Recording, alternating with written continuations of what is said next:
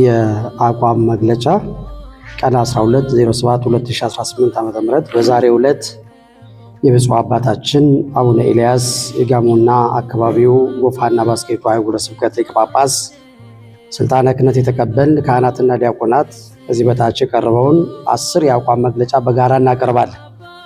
አንደኛ፣ እኛ የብፁዕ አባታችን የአቡነ ኤልያስ ጋሞና አካባቢው ጎፋና ባስኬቶ አህጉረ ስብከት ሊቀ ጳጳስ የቅዱስ ሲኖዶስ አባል የሲመት ቀን ለማክበር በደብረ መድኃኒት መድኃኔዓለም ካቴድራል አዳራሽ መጋቢት 12 2018 ዓ.ም ተሰባስበን የተወያየንባቸውን በሙሉ ተቀብለን ወደ ታች ለማውረድ እንክርዳድን ከፍሬው ለመለየት በአቋም ለመጽናት ቃል እንገባለን።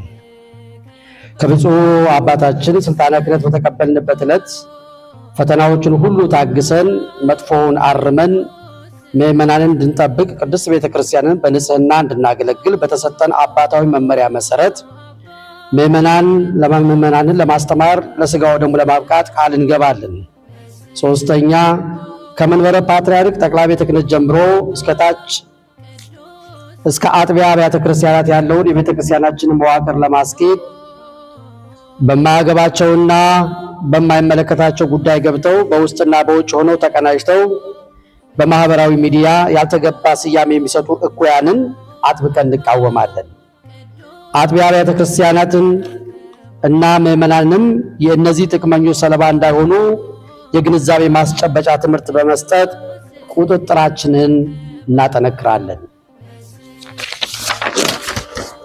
አራተኛ፣ ከብፁዕ አባታችን የሚተላለፉ አባታዊ መመሪያዎችን በመቀበል ተግባራዊ ለማድረግና በሥራ ላይ ለማዋል አስፈላጊው ሁሉ እናደርጋለን። አምስተኛ፣ ብፁዕ አባታችን ያከናውኗቸውን ሐዋርያዊ አገልግሎቶች በቃልም በአካልም በማህበራዊ ሚዲያም እንገልጻለን።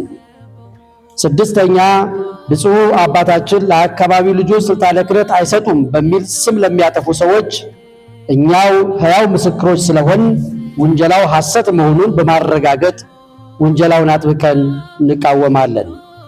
ሰባተኛ፣ የተሰጠንን መንፈሳዊ ሀብት በንጽህናና በቅድስና ጠብቀን ዜጎች የመንግስቱ ወራሽ እንዲሆኑ አጥብቀን እንሰራለን።